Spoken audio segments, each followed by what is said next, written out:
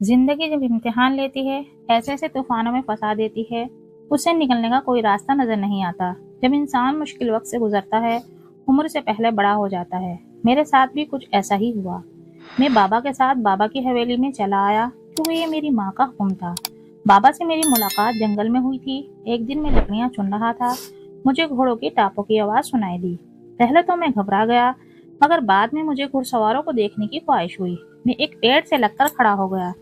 कुछ ही देर में 4 से 5 घुड़सवार वहां आ पहुंचे। उनमें से एक सवार की नजर मुझ पर पड़ी।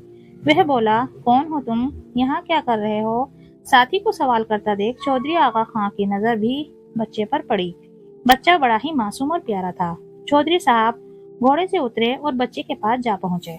उन्होंने बच्चे से नरमी से बात की तो बच्चे ने बड़े अदब से सलाम किया और बताया, मैं पास में ही अपनी माँ के साथ रहता हूँ, यहाँ लकड़ियाँ चुनने आता हूँ।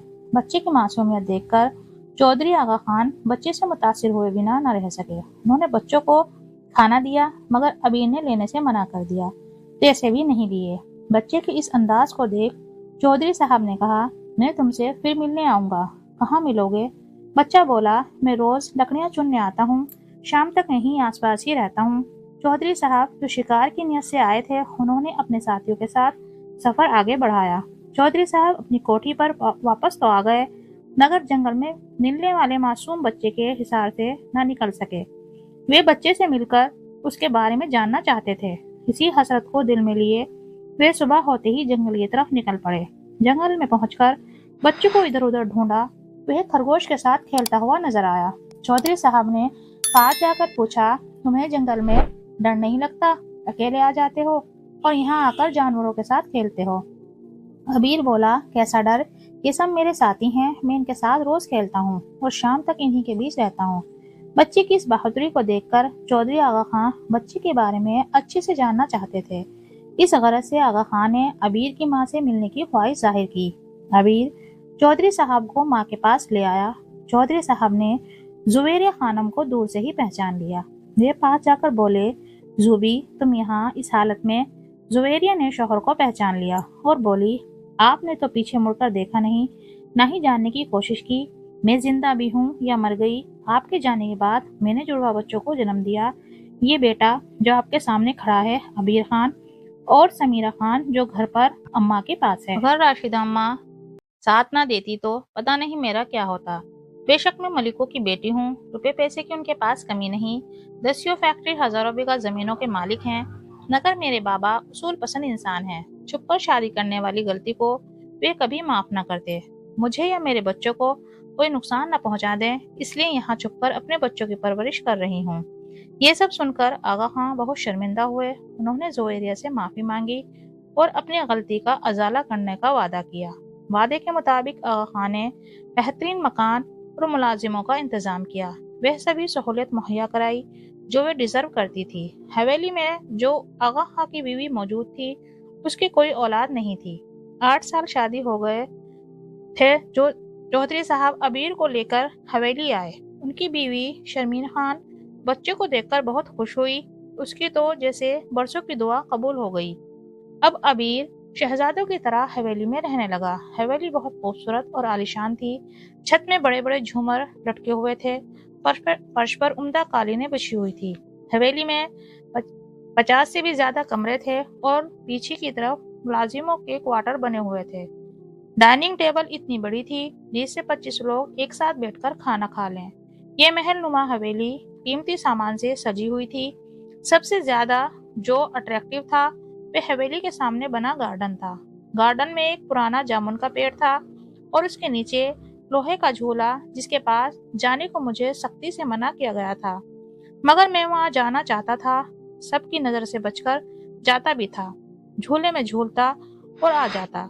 मुझे सपने में अक्सर ये झूला दिखने लगा और उसमें बैठा दूधिया अक्स जो मुझे धीरे से कहता, ये झूला मेरा है, यहाँ कोई नहीं आता, तुम क्यों आते हो? ये सब झेलते हुए अबीर बड़ा हुआ। अपने सपने के बारे में उसने किसी को नहीं बताया। अब तो ये दूधिया अक्स उसे रियल में भी नजर आने लगा। अबीर कहता, कौन हो तुम? कहाँ गायब हो जाती हो? सामने क्यों नहीं आती? मेरे सामने आओ, मैं तुम्हें देखना चाहता हूँ। इतना कहते ही एक खूबसूरत लड़की का वजूद دھوئے کے ساتھ ظاہر ہوا۔ ابیر نے پھر سے پوچھا، کون ہو تم؟ بچپن سے میرے سپنے میں تمہارا ہلکا سا عکس نظر آتا رہا اور آج تم سچ میں میرے سامنے ہو۔ وہ بولی، اگر میں اپنا سچ بتا دوں ڈرو گے تو نہیں؟ ابیر نے کہا، حیران تو تم کر چکی ہو، اس طرح جامن کے پیڑ سے نکل کر اب ڈرنا بھی چاہتی ہو؟ بتاؤ کیا سچائی ہے تمہاری؟ لڑکی بولی، میں گلناز انزادی ہوں۔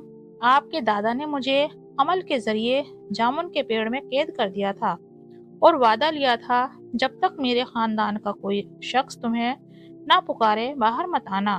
میں اپنا وعدہ پورا کرتے ہوئے برسوں سے اس پیڑ میں قید تھی۔ آج آپ کے پکارنے سے باہر آئی ہوں اور جب جب تم پکارو گے آتی رہوں گی۔ میں بری زندادی نہیں ہوں، مگر لوگ مجھ سے ڈرتے تھے اس لیے قید کیا گیا۔ آپ مجھے پھر سے قید مت کروانا، نہ ہی دور بھیجنا۔ یہ سب سن کر ابیر یقین نہیں کر پا رہا تھا یہ سچ ہے یا سپنا، لیکن جو بھی ہے اس نے ابیر کے دل پر دستک دی تھی۔ ابیر بولا، تم گھبراؤ نہیں، بس میرے پریوار یا کسی ملازم کو پریشان نہیں کرنا۔ اب ابیر گلناز زنزادی سے اکثر باتیں کرتا، وہ بھی اسے بڑے پیار سے سنتی۔ ابیر نے گزرے ہوئے وقت کے بارے میں گلناز کو ایک ایک بات بتائی۔ وہ پرانی یادوں میں کھو گیا اور بولتا رہا، زندگی بڑے مشکل دور سے گزر رہی تھی۔ ہم دونوں بہن بھائی اپنی ماں کے ساتھ غربت میں وقت گزار رہے تھے۔ ماں پاس کے کھیتوں میں کام کرتی، جو پیسہ ملتا اس سے گھر کا گزر بسر کرتی۔ معلوم نہیں قسمت ہم سے کس بات کا بدلہ لے رہی تھی۔ ماں کی مدد کرنے کی غرض سے میں بھی جنگل سے لکڑیاں چن کر لاتا جس سے ماں کھانا بناتی۔ گاؤں کے پاس ہی جھوپڑی نما چھوٹا سا مکان ہمارا آشیانہ تھا۔ جب ماں کھانا بناتی پوری جھوپڑی دھوئیں سے بھر جاتی، ماں کی آنکھیں بھی دھوئیں سے لال ہو جاتی۔ میری جڑواں بہن بھی چیخ پڑتی، ماں کیا کر رہی ہو؟ آنکھیں بھی نہیں کھل رہی ہیں۔ اتنی غربت کے بعد بھی ماں مجھ سے ایسے بات کرتی جیسے میں کہیں کا شہزادہ ہوں۔ وہ مجھے بڑے ادب سے پکارتی، ابیر خان کہاں ہو تم؟ کھانا کھا لو، میں کھیتوں میں کام کرنے کے لیے جا رہی ہوں۔ میری ماں زبیریہ خانم خود بھی بڑے سلیقے سے رہتی، پرانا پھٹا دوپٹہ ایسے اوڑھتی جیسے کوئی قیمتی لباس پہنا ہو۔ جب میں کھیتوں میں کام کرنے والی دوسری مزدور عورتوں کو دیکھتا، میری ماں بالکل مختلف نظر آتی، لگتا ہی نہیں تھا ماں کوئی مزدور ہے۔ وہ مالکانہ انداز میں کام کرتی، دوسری عورتوں کو بھی اچھی باتوں کی تاکید کرتی۔ ماں پڑھی لکھی ہونے کی وجہ سے ہم دونوں بہن بھائیوں کو بھی گھر پر ہی تعلیم دیتی۔ وہ ماں باپ دونوں کا فرض بخوبی نبھا رہی تھی۔ کئی بار میں ماں سے بابا کے بارے میں پوچھتا، مگر ماں کے پاس میری باتوں کا کوئی جواب نہ ہوتا۔ ماں خاموشی سے اپنی تکلیفوں بھری زندگی کو جیے جا رہی تھی، جیسے کوئی سزا کاٹ رہی ہو۔ اس کے پاس میرے سوالوں کا جواب بھلے ہی نہیں تھا، مگر تعلیم مجھ کو برابر دیتی، دنیا کی اونچ نیچ سکھاتی، بڑوں کا ادب، چھوٹوں سے محبت، اپنے رب کی اطاعت۔ ان سب باتوں کی وجہ سے ہم دونوں بہن بھائی دوسرے بچوں سے مختلف نظر آتے۔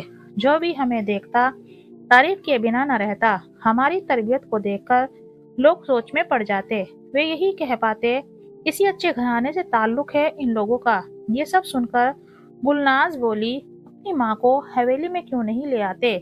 ابیر بولا، صحیح وقت آنے پر لے آؤں گا، میں ان سے ملنے جاتا رہتا ہوں۔ اب ابیر تعلیم مکمل کر کے بابا کا کام میں ہاتھ بٹانے لگا۔ بابا زمینوں پر جاتے اور وہ بزنس سنبھالتا۔ مصروف رہنے کے بعد بھی وہ گلناز کو ٹائم دینا نہ بھولتا۔ آفس جاتے ہوئے ابیر کا بہت بڑا ایکسیڈنٹ ہوا، پورے گاؤں میں خبر پھیل گئی، چودھری ابیر خان ہاسپٹل میں ہیں۔ سب گاؤں والوں نے دعائیں کی، کیونکہ وہ گاؤں والوں کے ساتھ ہمدردی کرتا، ضرورت پڑنے پر ان کی مدد کے لیے کھڑا رہتا۔ اس کی دونوں مائیں بھی ہاسپٹل پہنچ گئی۔ اب زبیریہ خانم اور شرمین خان دونوں آمنے سامنے تھی۔ چودھری آغا خان بھی ہاتھ باندھے بیٹھے تھے، کیونکہ یہ وقت ایسا تھا سب پریشان تھے اپنے لگتے جگر کو اس حالت میں دیکھ کر۔ آگے کی کہانی آپ سیکنڈ پارٹ میں سنیں گے۔